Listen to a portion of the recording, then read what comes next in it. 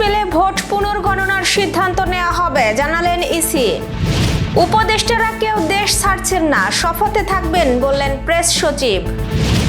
School বন্ধের বিষয়ে নতুন নির্দেশনা হাইকোর্টের, প্রাথমিকের ছুটি নিয়ে ধোঁয়াশা। পদত্যাগপত্র জমা দিলেন আইজিপি। যশোর কুষ্টিয়া অঞ্চলে জামায়াতে ইসলামীর বিজয়ী 17 সংসদ সদস্যকে সংবর্ধনা। ভিসা ছাড়াই চীন ভ্রমণ করতে পারবে ব্রিটিশ ও কানাডীয়রা। টস জিতে ভারতকে ব্যাটিংয়ে পাঠায় পাকিস্তান, হয়নি হ্যান্ডশেক। দর্শক, আমাদের রাতের আয়োজনে আপনাদের সাথে আছি আমি স্বপ্না দেবনাথ। শুনছিলেন প্রধান শিরোনাম। এছাড়াও রয়েছে দক্ষিণ পশ্চিমাঞ্চলের রাজনৈতিক, সামাজিক, অর্থনৈতিক ক্ষেত্রের বিভিন্ন গুরুত্বপূর্ণ খবর। বিস্তারিততে যাওয়ার আগে আপডেট খবর পেতে গ্রামের কাগজের ইউটিউব চ্যানেল সাবস্ক্রাইব এবং ফেসবুক পেজ ফলো করে রাখুন। নির্বাচন কমিশনার আনোয়ারুল ইসলাম সরকার জানিয়েছেন, আদালতের নির্দেশ পেলে ভোট পুনর্গণনার সিদ্ধান্ত নেওয়া হবে। আজ নিজ দপ্তরে সাংবাদিকদের সঙ্গে আলাপকালে একথা বলেন তিনি। এ সময় গেজেট প্রকাশে কমিশন কোনো তড়িঘড়ি করেনি জানিয়ে ইসি আনোয়ারুল ইসলাম সরকার বলেন, আইনের মধ্যে থেকেই কাজ করা হয়েছে, সঠিক সময়ে গেজেট প্রকাশ হয়েছে। 11 দলীয় জোটের ফলাফল ঘোষণার পুনর্বিবেচনার বিষয়টি অপ্রাসঙ্গিক, তবে আইনের দ্বারস্থ হতে কোনো বাধা নেই কোনো অভিযোগকারীর।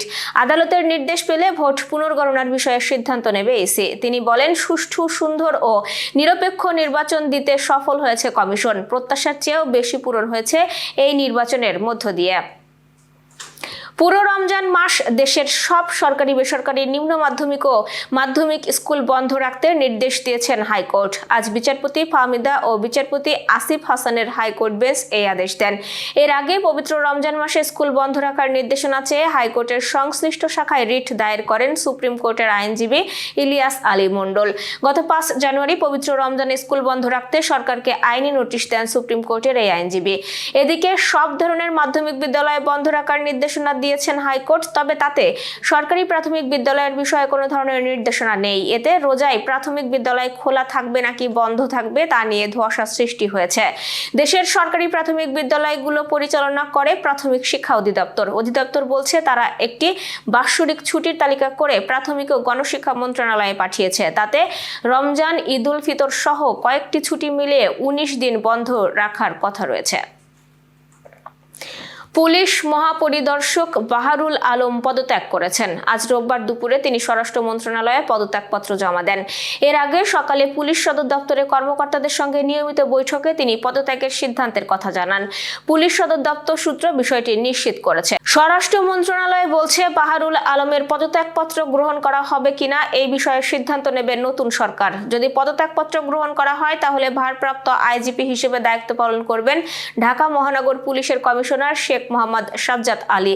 এর আগে অন্তর্বর্তী সরকার বাহারুল আলমকে 2 বছরের জন্য চুক্তিভিত্তিকভাবে আইজিপি পদে নিয়োগ দেয়। সে অনুযায়ী চলতি বছরের 21শে নভেম্বর তার চুক্তির মেয়াদ শেষ হওয়ার কথা ছিল, তবে নির্ধারিত সময়ের আগেই তিনি পদত্যাগ করলেন। অন্তর্বর্তীকালীন সরকারের উপদেষ্টাদের দেশের গর্বিত সন্তান অভিহিত করে প্রধান উপদেষ্টার প্রেস সচিব শফিকুল আলম বলেছেন, এখনও তারা দেশে আছেন এবং নতুন সরকারের শপথ অনুষ্ঠানেও তারা অংশ নেবেন।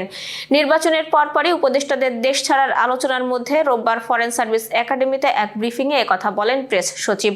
উপদেষ্টা পরিষদের শেষ বৈঠকের খবর জানাতে তিনি এই ব্রিফিংয়ে এসেছিলেন। প্রধান উপদেষ্টার বিশেষ সহকারী ফয়েজ আহমেদ তোয়েব হঠাৎ করেই শুক্রবার সকালে এমিরেটস এয়ারলাইন্সের ফ্লাইটে জার্মানির উদ্দেশ্যে রওনা হন। এরপর তার দেশ ছাড়ার বিষয়ে বিভিন্ন সংবাদ মাধ্যমে খবর আসতে থাকে। শপথ অনুষ্ঠান নিয়ে প্রেস সচিব বলেন, 17 তারিখ শপথ, 10টার দিকে শপথ হবে এমপিদের, এটা জাতীয় সংসদে। 4টার দিকে জাতীয় সংসদের সাউথ প্লাজায় প্রাইম মিনিস্টার এবং উনার ক্যাবিনেট শপথ গ্রহণ করবে।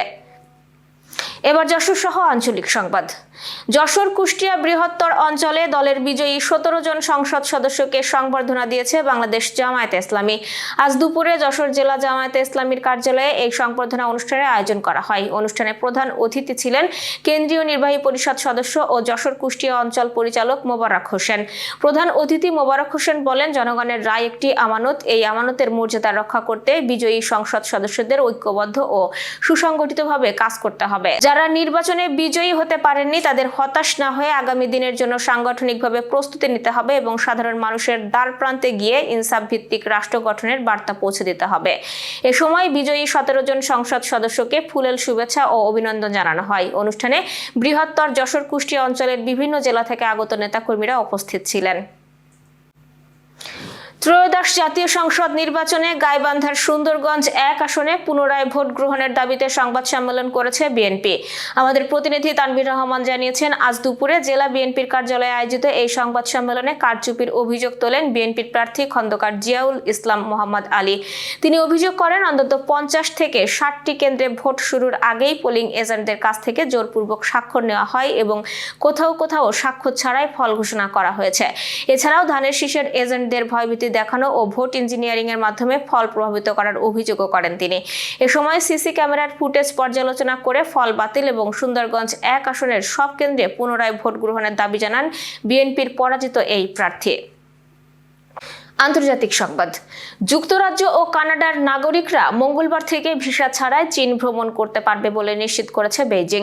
দুই দেশের প্রধানমন্ত্রীর সাম্প্রতিক চীন সফরের পর এই সিদ্ধান্ত কার্যকর করা হচ্ছে। ব্রিটিশ প্রধানমন্ত্রী কিয়ার স্টারমার এবং কানাডার প্রধানমন্ত্রী মার্ক কার্নি গত জানুয়ারিতে বেইজিং সফর করেন। সফরকালে তারা চীনের সঙ্গে সম্পর্ক জোরদার এবং ক্রমে উত্তেজিত হয়ে ওঠা যুক্তরাষ্ট্রের উপর নির্ভরতা কমানোর বিষয়ে গুরুত্ব আরোপ করেন। প্রেসিডেন্ট শি জিনপিং এর মতো শীর্ষ চীনা নেতাদের সঙ্গে বৈঠকের পর উভয় নেতাই আলোচনার অগ্রগতির প্রশংসা করেছেন।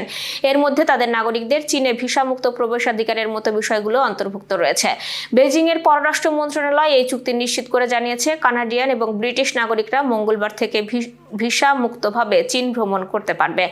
এই নীতিটি 31 ডিসেম্বর পর্যন্ত কার্যকর থাকবে। এক বিবৃতিতে বলা হয়েছে, ভিসা ছাড়াই এই দেশগুলো সাধারণ পাসপোর্টধারীরা ব্যবসা, পর্যটন, আত্মীয়-স্বজন এবং বন্ধু-বান্ধবদের সঙ্গে দেখা, বিনিময় বা ট্রানজিটের জন্য 30 দিনের বেশি সময়ের জন্য চীনে প্রবেশ করতে পারবেন।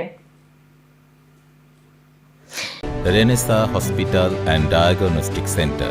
রেনেসাতেই মিলছে কম খরচে উন্নত সেবা। তাই নিশ্চিন্তে আমাদের সেবা নিন, সুস্থ থাকুন।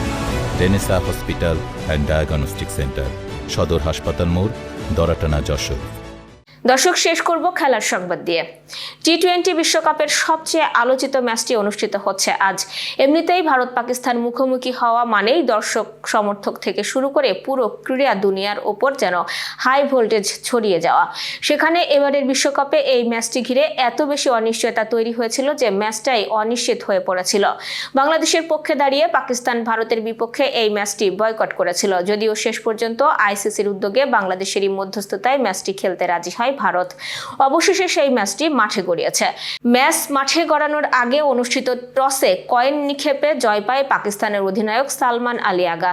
টস জিতে ফিল্ডিং এর সিদ্ধান্ত নেন তিনি এবং ব্যাট করায় আমন্ত্রণ জানান ভারতীয় দলের অধিনায়ক সূর্যকুমার যাদবকে। এবারও হ্যান্ডশেক করেননি দুই দলের অধিনায়ক। দর্শক, এই ছিল আজকের রাতের আয়োজন। এরপর সকালের খবর দেখার আমন্ত্রণ জানাচ্ছি। শীত শেষে আসছে গরম, বিদ্যুৎ ব্যবহারে সাশ্রয়ী হন, সেই সাথে সচেতন থাকুন মশাবাহিত রোগ সম্পর্কে। ধন্যবাদ।